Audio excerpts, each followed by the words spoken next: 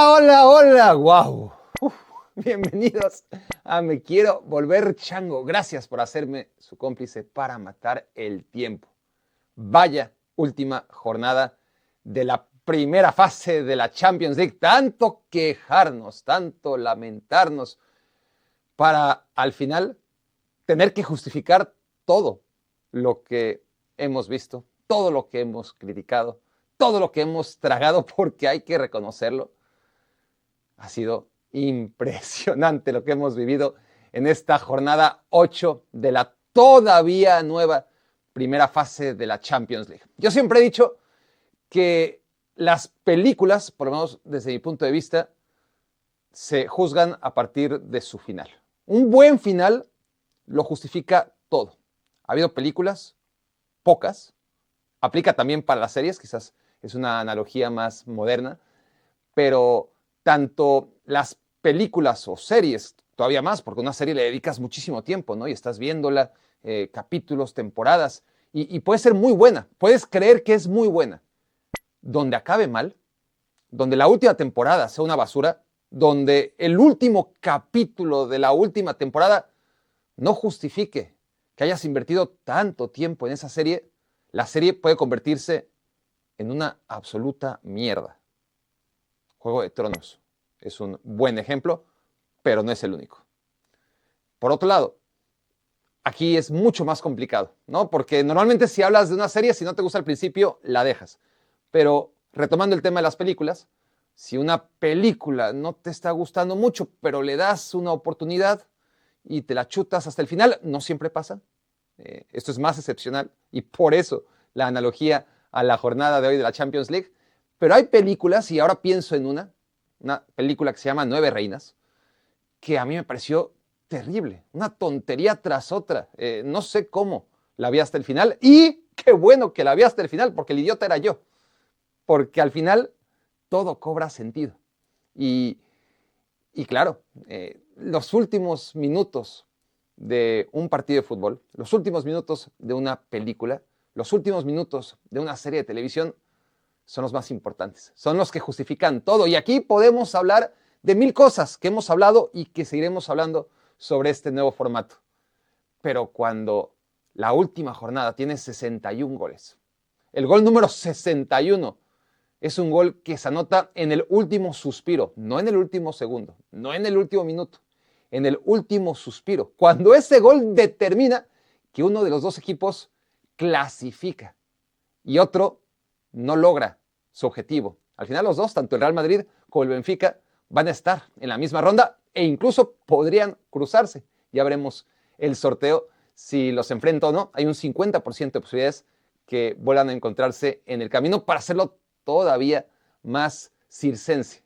Pero el hecho de que en el último suspiro, con un gol del portero, esto se había visto solamente en la final de la Liga MX 2013, también bajo la lluvia, como hoy en el Estadio Daluz, en donde creíamos que solamente al Cruz Azul le podían pasar estas cosas. Pero no abaratemos lo que pasó hoy en la Champions League, comparándolo ni siquiera con el partido más épico en la historia de la Liga MX. No, esto es único porque además todo lo que aconteció en los minutos previos a que cayera ese gol de Trubin que permite que el Benfica logre meterse a la siguiente fase de la Champions League y que de paso saca al Real Madrid de exentarse de esa ronda y tendrá que jugar otro año más, como ya lo hizo el año pasado, los 16avos. Hay muchas cosas de qué hablar.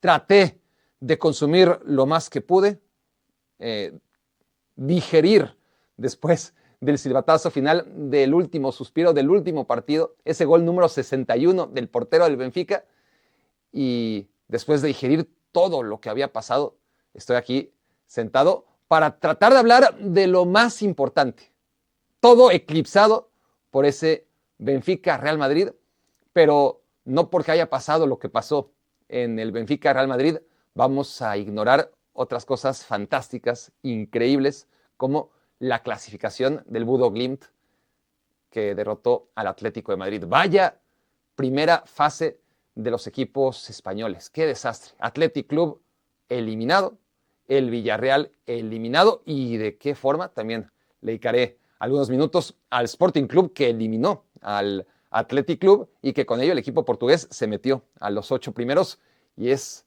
el gran inesperado entre los 8 equipos que se exentan de la primera fase y el que a su vez desplaza finalmente al Real Madrid. El gran beneficiado al final de cuentas es el Manchester City también, ¿no? Porque el Manchester City ocupa ese 8º puesto cuando ya lo dábamos por perdido gracias a ese gol de Trubin que mete al Benfica, saca al Olympique Marsella, que perdió 3-0 contra el Brugge. Terrible derrota. Si hubieran perdido por un gol menos, igual, y la hubieran contado, pero queda fuera el Olympique Marsella del puesto número 24 por ese gol de último minuto, y a la vez se beneficia el Manchester City, que escala al 8º puesto y a diferencia de la temporada pasada, logra liberarse de la ronda de 16avos de final. Una Liga Española que les decía ha tenido esa actuación terrible porque solamente el Barcelona logra meterse en el top 8, el Atlético de Madrid y el Real Madrid tendrán que buscarse la vida en la siguiente ronda, mientras que el Villarreal y el Athletic Club están eliminados. Esto no quiere decir que sea el fin del mundo. El Paris Saint-Germain, por ejemplo, otra vez quedó fuera de los 8 mejores. Al final, uno revista la tabla de la temporada pasada y la compara con esta y no hay tantas diferencias. No hay tantas diferencias. Al final, la temporada pasada el Liverpool fue el equipo que dominó durante la primera fase y esta temporada ha sido el Arsenal, que también lo hizo muy bien la temporada pasada, solo que esta temporada un poco mejor. Y el Liverpool, a su vez, acabó haciéndolo muy bien, no tan bien como la temporada pasada, pero ahí está en tercer puesto. El Barcelona no fue segundo, pero fue quinto.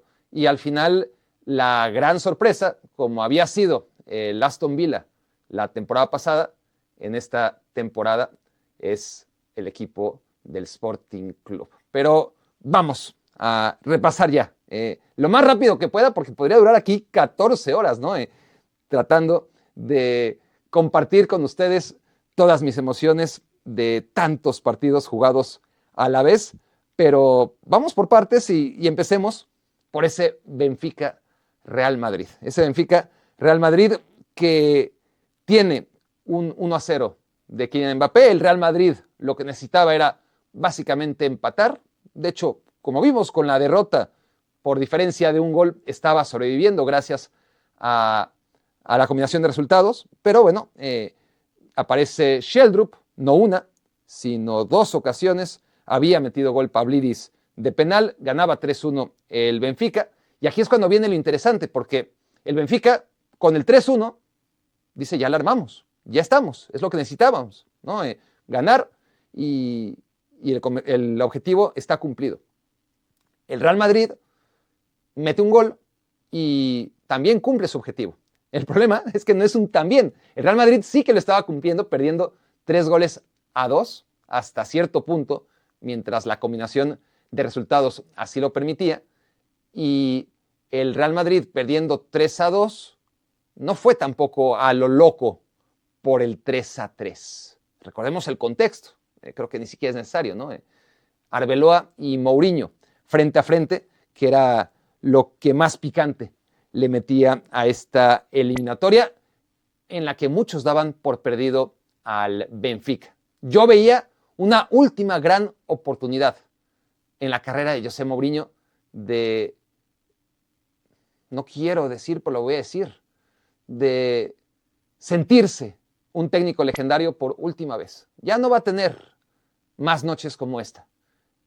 Se ha ido apagando la luz de José Mourinho, brillante en el Porto, magnífico en el Chelsea, polémico pero útil en el Real Madrid, maravilloso de inicio en su regreso al Chelsea, desastroso en su segundo año o en su tercer año, ¿no? Porque fue primer año, segundo, tercero, generalmente, o de hecho sus pasos por los equipos han sido cortos siempre, pero el Chelsea regreso fue de altibajos y a partir de ahí el Manchester United él lo vende como un éxito.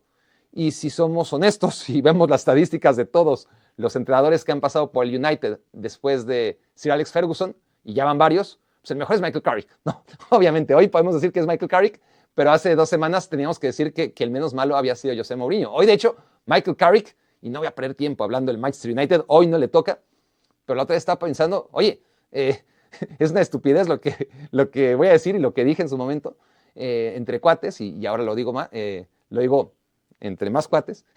Michael Carrick es el tercer mejor entrenador en la historia del Manchester United ahora mismo, ¿no?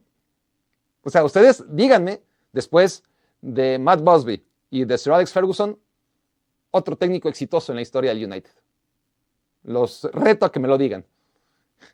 Algunos dirán José Mourinho, ¿no? Porque claramente Carrick ahora mismo, con 2 partidos y esas 2 victorias ante el City y el Arsenal, podría retirarse perfectamente como semi-leyenda del Manchester United. En fin, cierro paréntesis de Michael Carrick y el Manchester United y vuelvo a lo de José Mourinho, ¿no? José Mourinho llega al Manchester United, digamos que es debatible su paso por el United, si fue exitoso o no, y a partir de ahí yo creo que respalda mi hipótesis de que no fue exitoso el que ya no ha tenido ofertas de equipos grandes.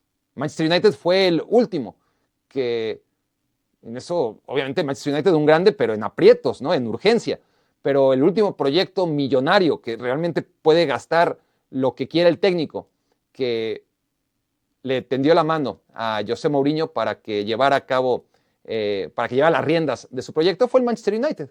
Y a partir de ahí el Tottenham Hotspur sí, mucho dinero, pero un presupuesto limitado comparado con los de los otros grandes presupuestos de la Premier League, y le fue muy mal. Después, otro escalón para abajo en la Roma, y aunque él quiera vender, y algunos de los mourinistas acepten comprar el éxito de la Conference League, pues que ganar la Conference League primero hay que jugarla, ¿no? Y para jugarla tienes que haber hecho una temporada muy, muy mala, ¿no? Para haber acabado en puestos de Conference League. Y hay que ver los rivales a los que enfrentas, y en fin, para mí no es un éxito para nada ganar la Conference League, pero bueno, la gana, y con eso pues ya muchos miran a otro lado su mal trabajo en la Roma. Es más, vale tan poco su Conference League que a la primera que pueden lo echan porque el equipo no iba a ningún lado. Y luego, después, en el Fenerbahce es otro desastre, ¿no? Y llega el Benfica, la cosa no ha ido bien, no ha ido nada bien con el Benfica, eliminado de la Copa de la Liga, eliminado de la Copa, tercer lugar de la Liga. Ciertamente llega en lugar de Bruno Lage ya empezar la temporada, pero con mucho margen todavía de maniobra. No es que llegara en octubre, noviembre, diciembre, ¿no? Llega Mourinho en lugar de Bruno Lage después de que pierde el Benfica en las primeras jornadas, o en la primera jornada contra el Karabakh, y parecía un desastre porque nadie esperaba que el Karabakh iba a tener una buena participación en la primera ronda. Y el Benfica, a partir de ahí, pues no ha levantado. Está invicto, ciertamente. Ya estaba invicto con Bruno Lage, sigue invicto con José Mourinho, pero están en tercer lugar y eliminados de la Copa de la Liga, y a punto, a nada, de quedar eliminados de la Champions League. Entonces, en este contexto, ahora sí cierro, llegaba José Mourinho a su última gran oportunidad de tener una última gran noche con reflectores y donde pudiera sentirse un técnico legendario. Era esta oportunidad o nunca. Y ya veremos contra quién va el Benfica. Si el sorteo lo empareja con el Real Madrid o no, entonces tendremos otras 2 oportunidades para ver a José Mourinho, pero él ya cumplió. O sea, así como va a vender toda su vida sus éxitos de ganar la Carabao Cup y la Europa League en el Manchester United, su éxito de ganar la Conference League en la Roma, va a vender su éxito de haberle ganado al Real Madrid ese último partido que clasificó al Benfica en la Champions League 2025-2026. Ya queda como una medallita más para José Mourinho, y hoy era ese gran partido, ese último gran tren en la gran, eso sí, gran carrera de José Mourinho. Que sus últimos 10 años hayan sido claramente flojos no significa, y estoy redondeando, tampoco me pidan que sea perfectamente acertado en lo que acabo de decir, pero los últimos 10 años más o menos, es decir, desde que José Mourinho sale campeón en su regreso con el Chelsea, han pasado menos de 10 años, pero digamos que la década de los 20, ¿no? Para que todos estén contentos, ha sido muy malo. La década desde 2004 hasta 2017 fue un buen José Mourinho. En total ha sido una gran carrera, sin ninguna duda, de más de 20 años, y hoy ha tenido un gran episodio. Pero, y aquí hay un pero enorme, un pero que ahora ya es, pues, algo que no tiene trascendencia, una mera anécdota, pero habría sido un tema para mí escandaloso. Para mí, a ver, me recuerda, y aquí otra vez, perdón, una analogía de la Liga MX, pero cuando Miguel Herrera, dirigiendo a Tigres, mete a un extracomunitario, un extranjero además, y Tigres pierde por default contra el Atlas, ¿no? Y bueno, no pasó nada porque de todas formas Tigres perdió el partido. Y no lo perdió por culpa de que el entrenador no supo las reglas de a quién meter y quién no meter. ¿Por qué cito este ejemplo tan burdo? Porque bueno, si ya es burdo en una liga como la Liga MX, en la Champions League. Y esto es tremendo porque lo hemos visto constantemente, porque pasó en la Copa Mundial con Uruguay. Uruguay estaba feliz de la vida jugando los últimos minutos del último partido de Qatar 2022, pensando que estaba clasificado. Carajo, o sea, jugadores mega curtidos que por lo menos deberían tener en cuenta, ¿no?, en lo que necesitan para ganar, para acceder a la siguiente ronda en un torneo tan importante como la Copa Mundial. Los uruguayos creían que con lo que estaban haciendo en la cancha iba a ser suficiente, que no necesitaban un gol más para clasificar a los octavos de final. Fue increíble. Y hoy fue, diría yo, peor, todavía más evidente que el Benfica, hasta antes de esa última jugada, de ese arrebato de locura que generó el balón parado y el gol de su portero, el Benfica estaba haciendo tiempo.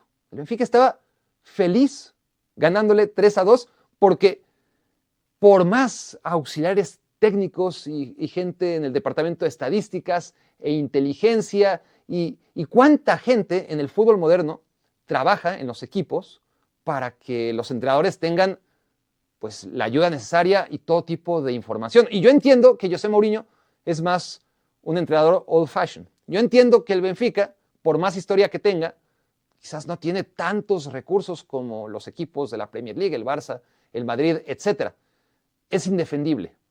Es indefendible que Mourinho, sus auxiliares, nadie supiera que el Benfica estaba quedando eliminado, ganando 3-2, que necesitaban un gol más, que la diferencia de goles no les alcanzaba para el 24º puesto, que el 24 era el Olympique Marseille, que ellos eran el 25, que tenían la misma diferencia de goles, pero que Marsella tenía más goles anotados. Además, son los criterios de desempate de toda la vida, solamente hay que hacer cuentas y matemáticas, ¿no? Y sí entiendo que la presión y, carajo, insisto yo, tanto gastar en estadísticas, en auxiliares, en datos analíticos, para no hacer una simple tabla y que alguien le pueda decir, a ver, yo sé, no tardemos tanto en hacer los cambios, que los jugadores salgan más rápido, que el portero Trubín, que acaba siendo el héroe, 3 minutos antes de meter el gol, un disparo sin ton ni son de Camavinga, un centro de Camavinga, lo baja con el pecho para hacer tiempo a lo que haría cualquier portero que necesita que se acabe el tiempo, ¿no?, de un partido. Y en eso ves a Rui Costa, al presidente del club, desesperado. Es que era algo que yo lo veía en mi pantalla y decía, esto no puede estar pasando, ¿no? Rui Costa, el presidente del Benfica, sí lo sabía y decía, por favor, ¿qué están haciendo? Ataquen, que necesitamos un gol. ¿Qué está pasando, no? Por fin, al minuto 90 y tantos, le hacen llegar a José Mourinho el mensaje de, oye, José, estamos eliminados. Sí, le estamos ganando al Real Madrid, maravilloso. Estamos eliminados. Hay que meter un gol. Y en eso sí, hay un arrebato del Benfica, un tiro de esquina. El portero que 2 minutos antes, literalmente 2 minutos antes, había bajado con el pecho para hacer tiempo y comerse unos segunditos extra, unos instantes extra de los últimos minutos del partido tras el mal centro de Camavinga. Ese mismo portero que estaba tan relajado ataca, va al área contraria y anota un gol en el último suspiro. El árbitro acabó con el partido sin siquiera reanudar desde la mitad de la cancha y eso además dejó fuera al Real Madrid de los 8 primeros. Ahora, todo esto que acabo de decir queda en anécdota, ¿no? No tiene la menor relevancia porque el Benfica consiguió su objetivo. ¿Cómo me estaría regodeando ahora mismo en caso de que el Real Madrid hubiera quedado fuera? Porque de todas formas estaba quedando fuera antes de ese último gol. La combinación de resultados y un gol de último minuto ¿de quién fue? A ver, vamos a la tabla. Claro, porque entre tantos partidos, discúlpenme ustedes, pero claro, el del Sporting, el último gol del Sporting en contra del Athletic Club, que lo anotó Santos al minuto 94, ese gol dejaba fuera al Real Madrid de los 8 primeros, ¿no? Entonces, en ese momento, el Real Madrid, que hasta un instante antes, con el 3-2, está de todas formas entre los 8 primeros, de repente está fuera. Y hay un instante, unos minutos, de total confusión, en donde yo soy feliz. He de admitir que yo soy feliz, porque con ese resultado tenía todo. Mourinho no estaba clasificando, por más que creía que estaba clasificando y parecía la evidencia última de que ya no puede dedicarse a esto, ¿no? Estar manejando un resultado que no te sirve, porque eso es lo que estaba haciendo José Mourinho con el 3-2, no le servía el 3-2, la medallita de ganarle al Real Madrid por un gol de diferencia no le servía para ni madres, para efectos de clasificar a la siguiente ronda, y el Real Madrid, gracias a ese último gol de último segundo del Sporting Club en contra del Athletic Club, quedaba fuera entre de los 8 primeros. Era el resultado perfecto porque no le servía a nadie. Pero bueno, tampoco me puedo quejar, ¿no? Cuando cayó el gol de Trubin, he de decir que me dio gusto, que lo celebré como la mitad, por lo menos la mitad, yo creo que un poco más de la mitad de la gente que estaba viendo ese partido. Se me olvidó lo anti-mouriñista y me deja solo para la reflexión todo lo que acabo de decir antes, ¿no? Con lo profesionalizado, con lo hiperexplotada que está la estadística y la data en el fútbol, que José Mourinho y su cuerpo técnico y sus jugadores no se hayan enterado durante tantos minutos que necesitaban un gol más, pero que lo hicieran justo a tiempo, cuando parecía demasiado tarde, pero justo a tiempo, en los últimos instantes, última jugada, fue que si lo ves en una película, y aquí acabo ya con la analogía del fútbol, las películas, si lo veo en una película digo, no me gustó porque no me la creí. Sí, estuvo muy buena, estuvo muy emocionante, estuvo muy divertida, muy bien realizada, etcétera.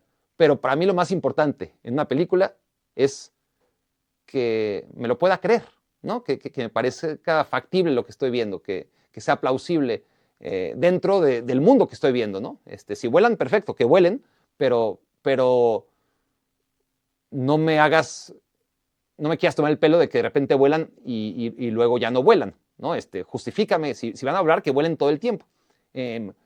Entonces, en el caso de las películas, si hubiera pasado esto en una película, no me lo hubiera creído, hubiera dicho, esto es demasiado, y que pase en la vida real, justo en el momento en el que pasó, ese gol número 61, que logra meter al equipo que anota con gol del portero y dejar fuera de su objetivo al equipo que estaba consiguiendo hasta minutos antes quedar entre los 8 primeros, fue realmente para no olvidar. Bueno, ¿qué más pasó en esta jornada? Vamos a hablar del Arsenal, que es líder. Vamos a repasarlo muy rápido. Voy a ir por posiciones. No, voy a ir por partidos. Va a ser más fácil porque si no me voy a enredar muchísimo. Ajax pierde 1-2 contra Olympiacos. Olympiacos necesitaba ganar en Países Bajos. El Ajax ya no peleaba nada, pero Olympiacos sí que si no ganaba quedaba fuera.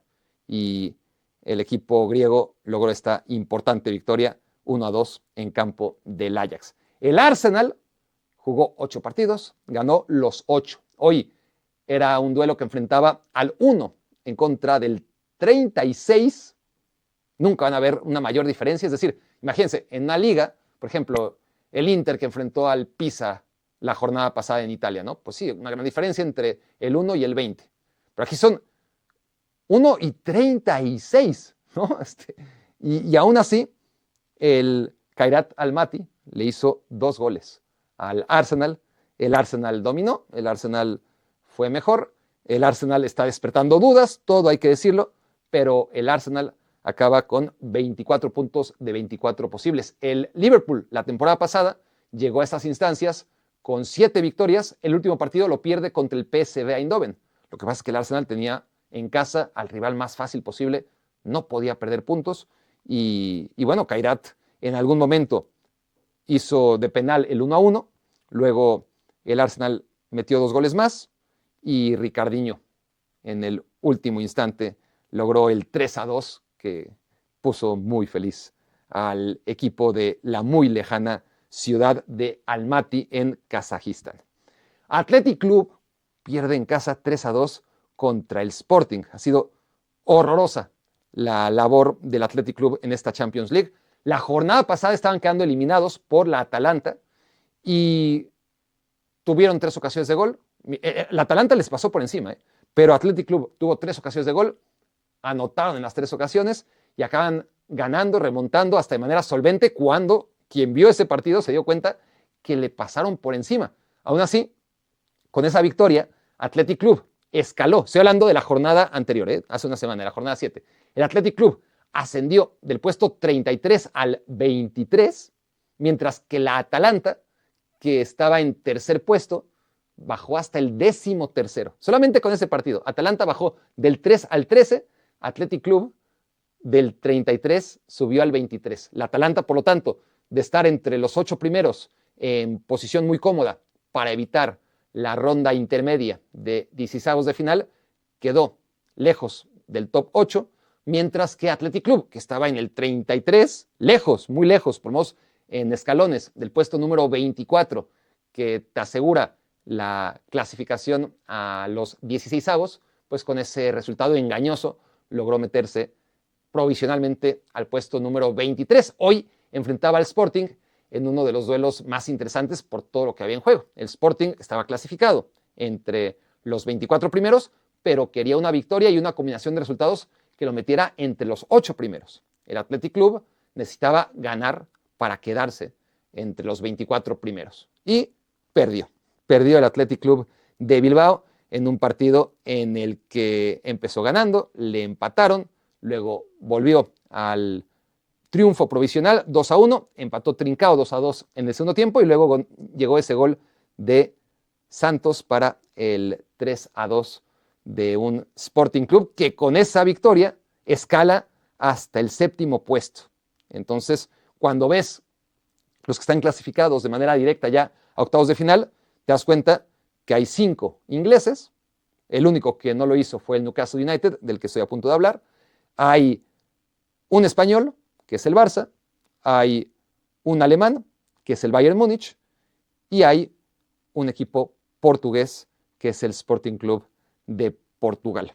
Son equipos todos de un presupuesto enorme. El Tottenham Hotspur ha sido un desastre en la Premier League 2 años seguidos, pero no deja de tener uno de los mayores presupuestos del fútbol europeo. Está por ahí su nómina entre la 6ª o la 7ª del mundo. Entonces, su 4º lugar está más que justificado. Y que el Liverpool, que el Bayern, que el Arsenal, que el Barça, que el Chelsea y que el Manchester City estén ahí, pues es completamente normal.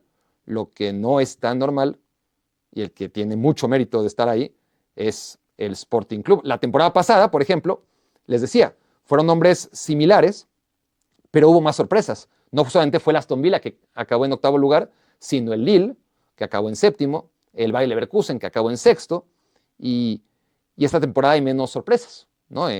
Los equipos de presupuesto gigante, salvo el Real Madrid y el Paris Saint-Germain, por segundo año consecutivo, no lograron quedar entre los 8 primeros, pero Liverpool, Barcelona, Arsenal son la constante, de hecho son los 3 equipos. Empecé diciendo que no cambió tanto porque estaba pensando en estos 3 equipos, pero en realidad el Inter, que había quedado 4º, ahora no logró quedar entre los 8 primeros, el Atlético de Madrid, que había quedado 5º, otra vez cómo va cayendo escalones, casi sin darnos cuenta, ¿no? Pero el Atlético de Madrid cada año va siendo un poquito peor, o sea, quedando un poquito más lejos de sus, pues de sus propios pasos, ¿no? Que el mismo equipo, el Cholo Simeone, ha ido marcando, y ahora el Atlético de Madrid no logra acabar entre los 8 primeros, y el Sporting Club de Portugal sí. Pasemos, ahora sí, al segundo resultado estelar de este día, que fue el Atlético de Madrid perdiendo contra el Bodo Glimt.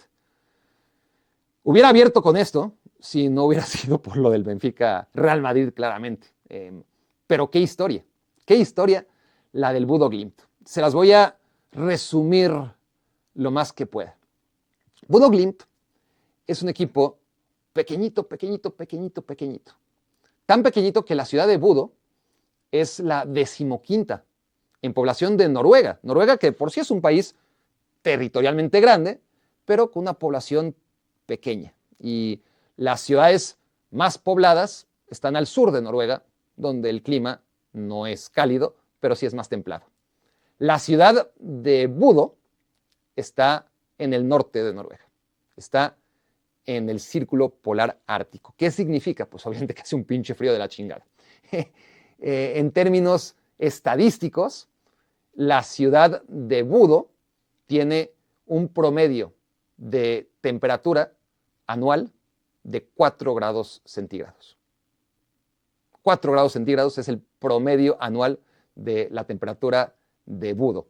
Y el mes más caluroso, el que logra que levante un poquito este promedio anual, es julio.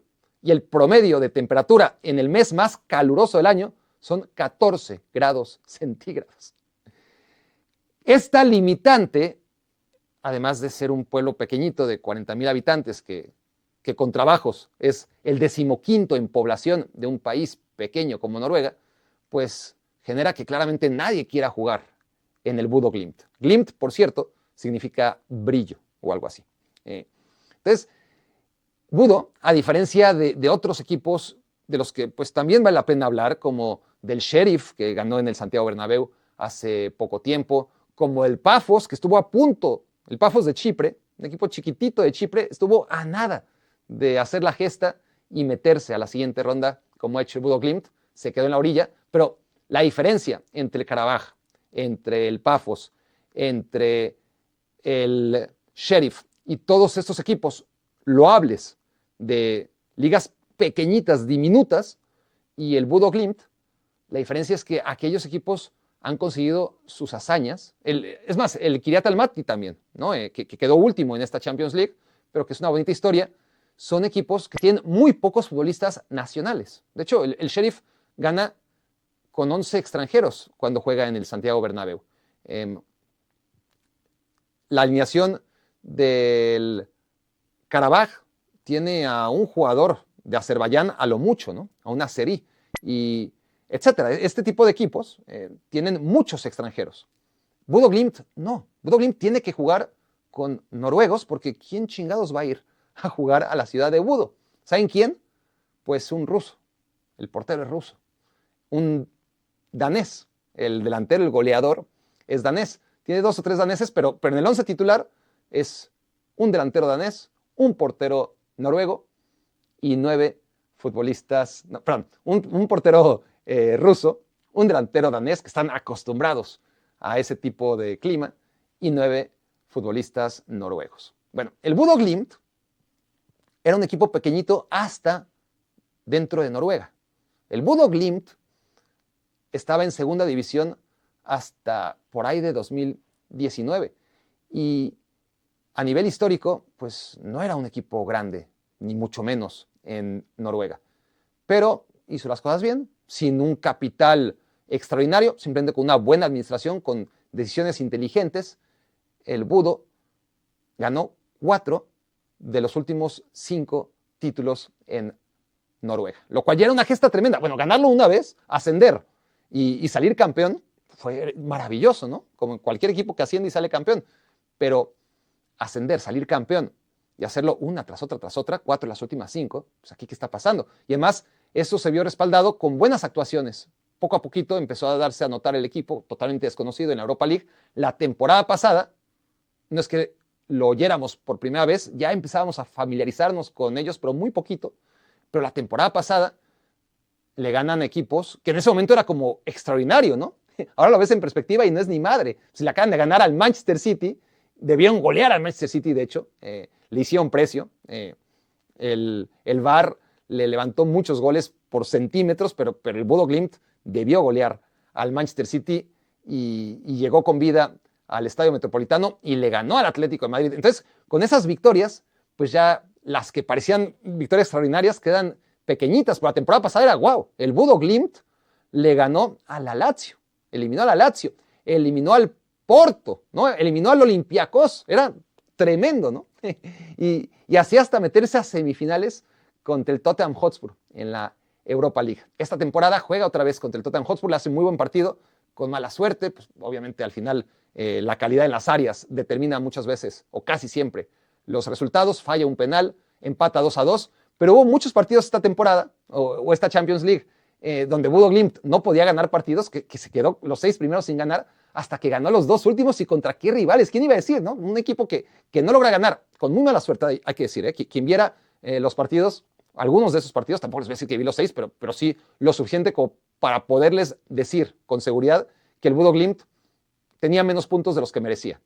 Pero de todas formas, con todas las posibilidades que da este sistema de competencia, el Bodo Glimt llega a la 7ª jornada sabiendo que si ganaba los 2 últimos partidos, clasificaba. Necesitaba una combinación de resultados. No iba a ser suficiente. Pero bueno, el peor es que le tenía que ganar al Manchester City y al Atlético de Madrid en Madrid. Cuando el Atlético de Madrid pues, puede perder en cualquier lado, literalmente, pero en casa es un equipo muy fuerte. Es un equipo que venía invicto desde hace mucho tiempo.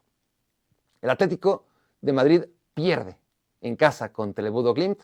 El Atlético necesitaba ganar y esperar una combinación de resultados porque había un montón de equipos, 8 equipos empatados en 13 puntos y claro, para sorpresa de nadie, dentro de todos esos equipos empatados en 13 puntos, el Atlético de Madrid tenía la segunda peor diferencia de goles. Eso implica que tenía que remontar, es decir, ganar y esperar a que muchos equipos de esos que estaban en 13 puntos perdieran o empataran sus partidos. El Atlético de Madrid necesitaba golear al Bodo Glimt y sabíamos que eso no iba a pasar, porque el Atlético de Madrid no golea y porque el Bodo Glimt es un equipo muy serio.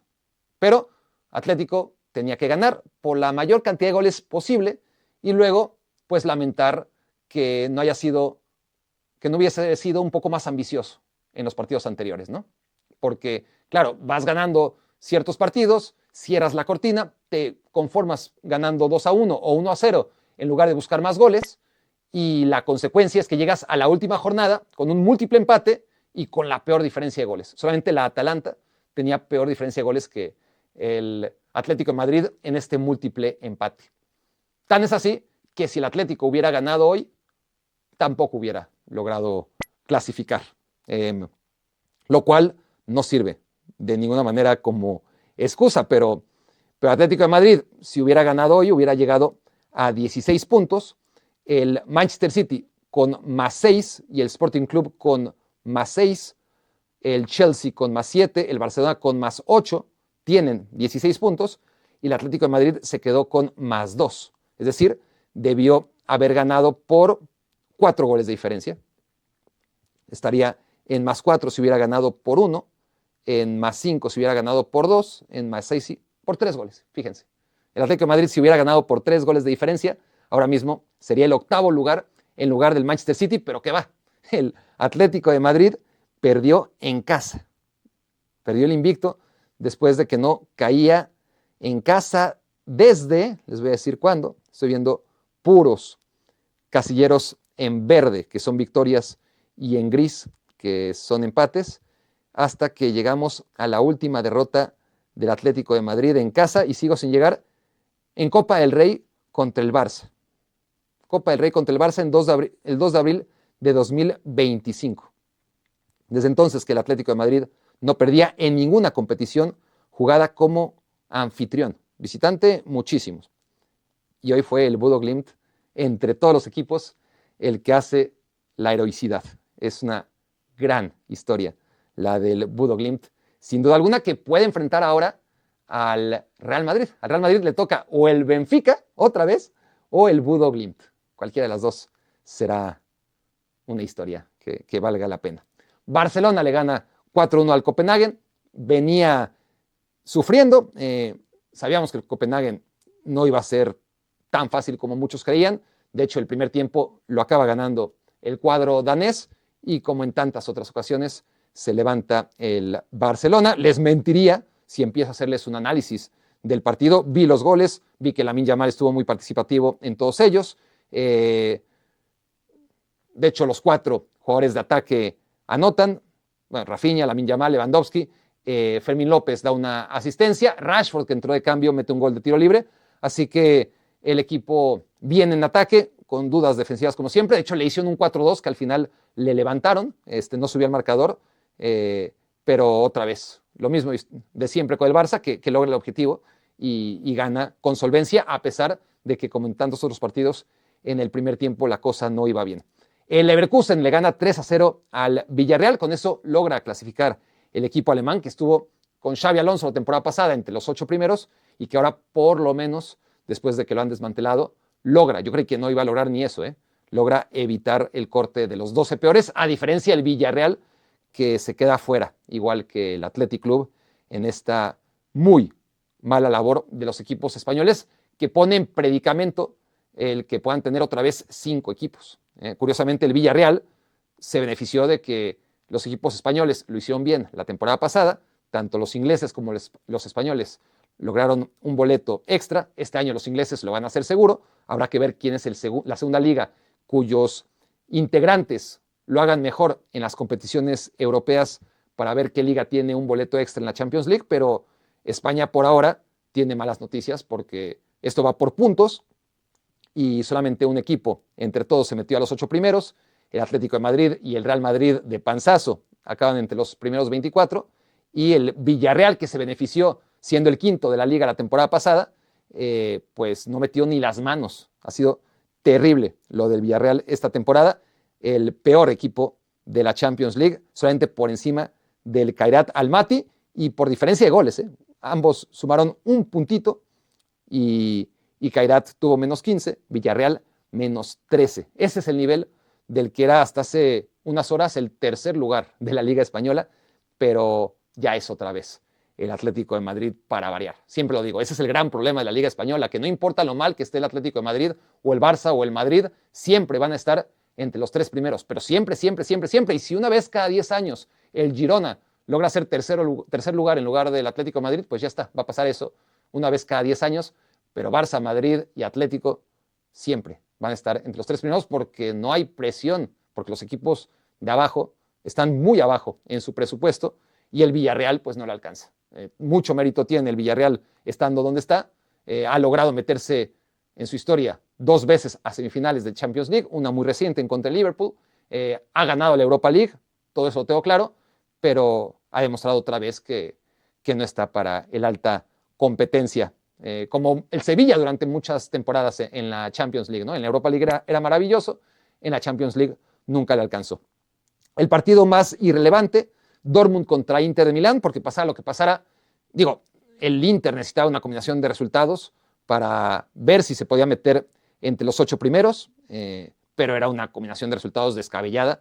Finalmente era simplemente posicionarse lo más arriba posible para tratar de tener un rival lo más asequible posible en la siguiente ronda. Y el Borussia Dortmund lo mismo, sabía que difícilmente no había forma de que fuera para arriba con una victoria o para abajo con una derrota. Estaba ahí en la media tabla, era de los pocos equipos que no pasaba nada. Y lo que pintaba, o lo que en el calendario parece un partido muy interesante, Borussia Dortmund contra Inter, pues acaba siendo irrelevante. Lo gana el Inter en los últimos minutos con gol de Di Marco de tiro libre en el 81 y con gol de Diouf que entró de cambio el 2-0 para posicionar al Inter en un decente número 10, ¿no? Insuficiente para estar entre los 8 primeros, pero creo que refleja bien el nivel del Inter que ha hecho maravillas durante muchos años para estar en la superélite europea con un plantel no tan vasto como otras potencias. El Brugge le gana 3-0 al Olympique Marseille. Esta es una gran noticia para el Brugge, obviamente, porque con eso logra clasificarse. Yo dije desde la jornada 1 que a mí me gusta mucho cómo juega el Brugge y cómo juega el Unión Saint-Gilloise, los dos equipos de Bélgica. El Unión Saint-Gilloise se quedó cerca, pero insuficiente. Todavía no he llegado a su partido, pero ya llegaré. Se queda con 9 puntos, los mismos que consiguió el Benfica y el Bodo Glimt, pero con peor diferencia de goles, por eso el Unión Saint-Gilloise está fuera. Pero hablando del Brugge, el Brugge llegó con 7 puntos, necesitaba ganar sí o sí, y le gana al Olympique Marseille, que necesitaba una catástrofe que ocurrió para quedar fuera. El Olympique Marseille, que viene haciéndolo en la Liga 1 bien, o sea, le ganó al Paris Saint-Germain, viene de ganarle a Lens, que era el líder, le acaba de quitar el liderato, de hecho, a Lens de manera contundente el Olympique Marseille, pero hoy le pasa por encima un equipo dinámico, físico, que quien ve la Champions sabe que este Brugge es un equipo de armas tomar, es un equipo que aprovecha sus oportunidades, que es muy rápido, muy físico, que contragolpea muy bien y que encontró en el sistema de Roberto De Zerbi pues a su víctima ideal, ¿no? Un Olympique Marseille que jugó con Greenwood, con Guiri, que venía metiendo muchos goles. Aubameyang está lesionado. Nwaneri, que llegó a reforzar al equipo del Arsenal, todavía no está inscrito en la Champions, ni estará, porque quedaron eliminados. Así que duro golpe para el Olympique Marseille, que queda fuera de los 20, ¿cuántos son? De los 24 primeros, ¿no? No pasa el corte de los 12 últimos, a diferencia del Brugge, que lo vuelve a hacer. El Brugge cada temporada lo hace, ¿no? Desde que está esto con fase de grupos, el Brugge últimamente era un equipo que se metía a octavos de final, y ahora que cambió el formato sigue evitando quedar eliminado en el primer corte. Así que muy bien por el equipo belga. El Eintracht, que estaba eliminado, pierde 2-0 con el Tottenham Hotspur. El Tottenham Hotspur, que necesitaba ganar para enraizarse entre los 8 primeros, y acaba en un brillante cuarto lugar. El Tottenham tuvo el mejor calendario de toda la Champions League, diría yo. Recordar que está aquí porque ganó la Europa League, porque en la Premier League no desciende pues, por muchos puntos de diferencia, pero fue el peor de los equipos que no descendieron. Acabó en el 17º puesto la temporada pasada. Esta temporada no lo está haciendo mucho mejor, está en el 14º, pero en la Champions League se ha enfrentado a rivales como hoy el Eintracht Frankfurt, eliminado ya, no tenía ninguna posibilidad. La semana pasada contra el Borussia Dortmund, que también ya estaba virtualmente clasificado y que además se quedó con un hombre menos. Antes contra el Slavia Praga, que fue el antepenúltimo lugar. Luego, o más bien antes, porque me estoy yendo hacia atrás en el calendario, perdieron contra el Paris Saint-Germain, le ganaron al Copenhague, empataron 0-0 contra el Mónaco, que no tiene perdón de Dios con este Mónaco, empataron en el partido que ya les comenté 2-2 contra el Bodo Glimt, que debieron perder, le ganaron 1-0 al Villarreal, que en ese momento pues parecía una victoria importante, pero luego vimos de qué está hecho el Villarreal, y ya, ahí están sus 8 partidos que nos hacen entender cómo diablos este Tottenham Hotspur logró meterse tan arriba, ¿no? En esta Champions League, pero definitivamente es uno de esos equipos que no le auguro demasiado futuro, por más que va ganando callo, ¿no? Y que el haber ganado la Europa League, quieran o no, aunque sea distinto, y si no, insisto, pregúntenle al Sevilla o al Villarreal, pues ya te da cierta confianza, pero es engañoso, sin duda, que Tottenham Hotspur haya acabado tan arriba. Lo que no es tan engañoso es que Liverpool le haya ganado 6-0 al Karabaj, y con eso el Karabaj, que venía muy bien, queda en el puesto número 22. De todas formas logra clasificarse. El equipo de Azerbaiyán, que venía de ganarle al Eintracht Frankfurt, que en jornadas pasadas pudo tener resultados buenos, como su empate en contra del Chelsea, y en fin, hizo sus méritos, le ganó, decía yo, en las primeras jornadas, o en la primera jornada al Benfica, cuando todavía no estaba José Mourinho, en el último partido de Bruno Lage, y este Karabaj, que venía haciendo las cosas bien, pierde 6-0, que es lo normal. Lo normal no es que haya evitado el corte el Karabaj, ¿no? Que esté en la siguiente ronda junto al Bodo Glimt, y que equipos como el Olympique Marseille, el PSV Eindhoven, el Athletic Club, el Napoli hayan quedado fuera. Es tremendo el Karabakh. Eso es lo que hay que destacar. Que el Liverpool le haya ganado 6-0, entra dentro de lo normal, pero también de una mejoría que no es todavía tan fácil de percibir en la Premier League, pero bueno, es que vienen de perder contra el Bournemouth en la última jugada, pero han ido dando ciertos avisos de mejoría, definitivamente. Un Liverpool que hacía mucho que no perdía, perdió una buena racha tras caer en el último minuto en contra del Bournemouth, pero ojo con este Liverpool, para mí es uno de los grandes candidatos. Sí, ciertamente, no al nivel ahora mismo del Arsenal, del Bayern Múnich, del Barcelona, pero pues ya veremos, ¿no? El Paris Saint-Germain, el Real Madrid, siempre hay que tomarlos en cuenta, y el Liverpool también. Para mí son esos 6 en diferentes escalones. En el primer escalón, ahora mismo, Arsenal, Barça y Bayern Múnich. En un segundo escalón inmediato, el Liverpool, el Paris Saint-Germain y el Real Madrid. Puta, hay tantos partidos que no he acabado. Y miren que lo he tratado de hacer rápido. Ya voy a acabar. Manchester City le gana 2-0 al Galatasaray.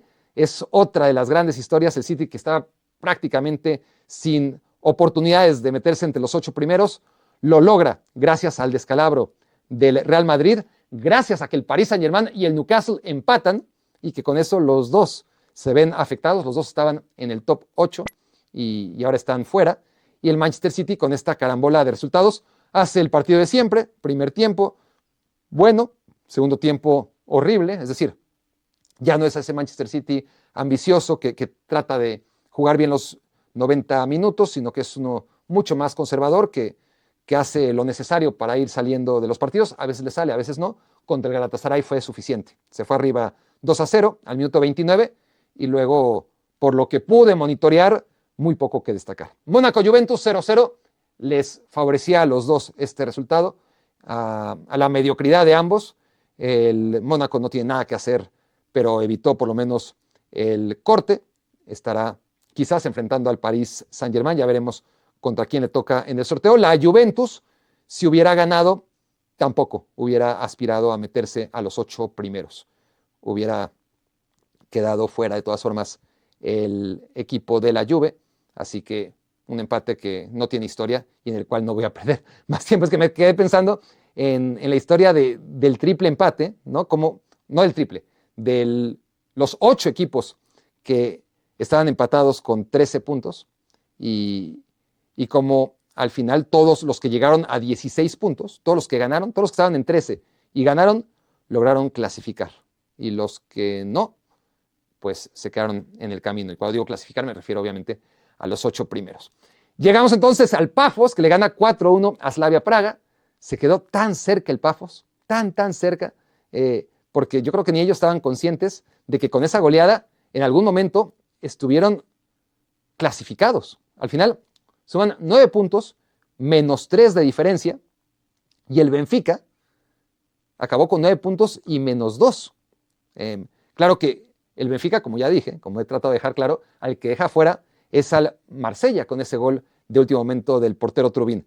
Pero el Pafos también, en ese momento estaban en menos 3 antes del gol de Trubin, en 9 puntos y menos 3 de diferencia de goles, el Benfica, el Marseille y el Pafos. Es decir, un golito más, y el Pafos hubiera pues sido el gran sacrificado, ¿no? En lugar del Marsella habría sido el Pafos. Déjenme confirmar esta información, sí, porque hubiera acabado con menos 2 y con menos goles anotados que el Benfica. Así que, bueno, buena victoria para el Pafos, un equipo dentro de Chipre muy pequeñito, y que pues lo hizo mejor que muchísimos equipos. El Pafos, yo creo que estaba en las quinielas para quedar entre uno de los 2 peores, junto al Kairat Almaty. Kairat Almaty sí que cumplió las expectativas, fue el número 36, mientras que el Pafos quedó arriba de Unión Saint-Gilloise, de PSV Eindhoven, de Athletic Club, de Napoli, de Copenhagen, del Ajax, del Eintracht Frankfurt, de Slavia Praga, del Villarreal. Si lo vemos así, fue un temporadón, sin ninguna duda, del Pafos, aunque quedó eliminado. Paris Saint-Germain 1 contra Newcastle 1. Partido que era el más atractivo desde el punto de vista que no podían sobrevivir los dos entre los 8 primeros. Solamente una combinación de resultados que implicara que, por ejemplo, el Barcelona no le ganara al Copenhague podía mantener al Paris Saint-Germain y al Newcastle entre los primeros, pero también necesitaban que el Manchester City no ganara, que acabó ganando, y necesitaban un montón de cosas o que el Chelsea no ganara, que también acabó ganando. Sabían que si empataban, estaban condenados a tener que jugar la fase de 16avos. Y empataron 1-1 con golazo de Vitinha al minuto 8, que parecía suficiente. Dembélé falló un penal y a partir de ahí se vino para abajo. El penal es que pasaron tantas cosas que estoy dudando si fue antes o no que el gol de Vitinha. Sí, Ousmane Dembélé falló el penal al minuto 4, Vitinha mete un golazo a pase de Gvicha Kvaratskhelia al 8. Parecía una tarde tranquila para el Paris Saint-Germain. El Newcastle en el último minuto tuvo una de Gordon a pase de Barnes, que falla increíble Gordon, que era la victoria y que hubiera dejado al Paris Saint-Germain pues donde quedó, fuera de los 8 primeros, pero habría metido al Newcastle entre los 8 primeros, ahora mismo con ese gol que acaba en el balón en el poste por parte de Gordon. Esa jugada, si hubiera acabado en gol, habría dejado al Newcastle en los 8 primeros y habría sacado al Manchester City. Pero con este empate, tanto Paris Saint-Germain como Newcastle, que estaban entre los 8 primeros tras las 7 primeras jornadas, han quedado fuera y tendrán que jugar la fase de 16avos. Me quedan 3 partidos. PSV Eindhoven pierde 2-1 contra el Bayern Múnich y con ello queda fuera de la Champions League. El que fue animador la temporada pasada, ese PSV Eindhoven que en la Eredivisie lo hace realmente bien, que pierde muy pocos partidos, que la temporada pasada en la Champions anduvo no solamente bien en la primera fase, les decía que le gana a Liverpool en la última jornada, sino que después y estoy aquí tratando de recordar si el que elimina es a la Juventus, que aquí lo confirmo, sí, fue la Juventus al que elimina en la fase de 16avos la temporada pasada, porque tanto el Feyenoord como el PSV Eindhoven sorprendieron a sus rivales italianos en la temporada pasada y ahora el PSV Eindhoven pues quedó fuera a pesar de que estaba sacando el resultado en contra del Bayern Múnich. Metió un golazo Saibari que ponía provisionalmente al PSV Eindhoven con 9 puntos y diferencia de +1, pero el gol del Bayern Múnich de Harry Kane, una gran definición, ayuda a que el Bayern Múnich acabe en el segundo lugar, que de todas formas, aunque no metiera ese gol, iba a acabar en segundo lugar, pero sobre todo, al quitarle 2 puntos al PSV Eindhoven, genera un efecto en el que el PSV sale del top 24 y fue una de tantas cosas que tuvieron que pasar a favor del Benfica para que el Benfica pudiera meterse como el equipo número 24. Si no hubiera sido por ese gol al minuto 84 de Harry Kane, entonces el PSV Eindhoven hubiera acabado entre los primeros 24 y al Benfica no le hubiera alcanzado. A ver, mi reto es acabar esto en 1 hora y todavía tengo que hablar del Napoli, lo de Antonio Conte. Lo de Antonio Conte en Europa es que además es predecible, ¿no? Ya lo sabíamos de inicio que el Napoli, campeón en Italia, iba a tener un reto demasiado complicado con Antonio Conte como entrenador para tener un buen papel en la Champions League. Y en efecto, el Napoli ha quedado fuera claramente en la 7ª jornada, cuando tenía un hombre más en contra del Copenhagen y le empata el equipo danés con un hombre menos, pierde ahí 2 puntos preciosos el Napoli, que le habrían dado tranquilidad de cara a su último partido en casa contra el Chelsea. Si le hubieran ganado al Copenhagen, ese partido que iban ganando y con un hombre más en la cancha por la expulsión del equipo danés, pues hubieran llegado a 10 puntos y hoy, pasara lo que pasara, con esos 10 puntos tranquilamente hubieran clasificado. Pero no. Empataron contra el Copenhagen en la jornada pasada y con ello hoy tenían que rascar algo en contra del Chelsea. Un Chelsea que a su vez necesitaba ganar, porque si no ganaba, entonces no hubiera acaba entre los 8 primeros y ahora mismo no estaríamos diciendo que el Real Madrid está fuera de los 8 primeros. Tenía que ganar el Chelsea, como tenía que ganar el Barça, como tenía que ganar el Sporting Club, como tenía que ganar el Tottenham, como tenía que ganar el Manchester City, todos esos, para que combinados con una derrota del Real Madrid, el Real Madrid cayera del 3º al 9º puesto, ¿no? Y el Chelsea, que necesitaba ganar, empezó ganando, empató el Napoli, dio la vuelta en un primer tiempo bueno, un primer tiempo bastante decente del Napoli, pero siempre superado por el Chelsea, y en el segundo tiempo, con 2 goles de João Pedro, el Chelsea logra su objetivo y el Napoli no. Otra vez, la misma historia de Antonio Conte y toda su carrera cuando se trata de competir en Europa. Le pasó con la Juventus, le pasó con el Chelsea, le pasó con el Inter, derrotas increíbles, ¿no? Con el Inter me acuerdo cómo pierde contra los suplentes del Barça, un Barça ya clasificado, un Barça ya que no era el Barça, sino que ya empezaba el declive, y aún así con suplentes el Barça que ya estaba clasificado cuando no tenían tanto chiste, ¿no? Ahora lo vemos en perspectiva y las últimas jornadas no tenían el chiste que tienen ahora, ya llegan muchas cosas definidas y entonces el Inter sí que se la jugaba e increíblemente perdió su partido y le ha pasado tantas veces a Antonio Conte. Perdió en casa contra el Barcelona, quiero decir, contra los suplentes del Barça. Estaba tratando de recordar otros momentos, pero en general es que tanto en la Juventus como en el Inter, como en el Tottenham y ahora en el Napoli, no puede dirigir en la Champions League y es como de risa, ¿no? Porque este tipo de cosas parecen casualidad, pero cuando se repiten una y otra vez todos los años, pues dejan de ser casualidad. Unión Saint-Gilloise, uno de mis equipos consentidos.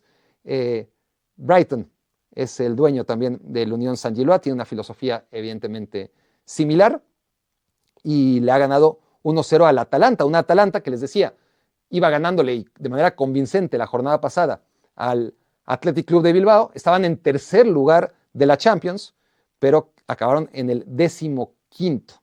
Un Atalanta que si hoy ganaba, aspiraba a meterse en los 8 primeros, pero ganaron tantos de los que tenían 13 puntos, ya les decía yo que Atalanta tenía diferencia de goles aún peor que la del Atlético de Madrid, pues no tenía tanta relevancia el partido para Atalanta porque aún ganando no hubiera clasificado, y en el caso de la Unión Saint-Gilloise, aún ganando no logra su clasificación, tenía cierta esperanza, acaba en 9 puntos, pero tiene peor diferencia de goles que el Pafos, que el Marsella, que el Benfica y que el Bodo Glimt. Con esos mismos 9 puntos queda eliminado, pero el campeón de Bélgica, que salió campeón por primera vez en 90 años, una historia magnífica, que ahora mismo pues no tiene caso porque de todas formas quedaron fuera, y porque ahora sí ya llevamos más de una hora de Me Quiero Volver Chango, pero quedó por encima de equipos como el PSV Eindhoven, como el Athletic Club, como el Napoli, como el Ajax, como el Eintracht Frankfurt, como el Villarreal, así que no estuvo mal lo de Unión Saint-Gilloise. Hasta aquí mi repaso, me divertí muchísimo en esta última jornada de la Champions League y espero que esto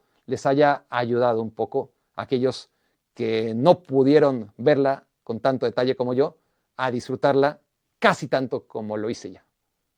Esto fue Me Quiero Volver Chango. Muchas gracias por haberme hecho su cómplice para matar el tiempo. Que nos lleva a este partido.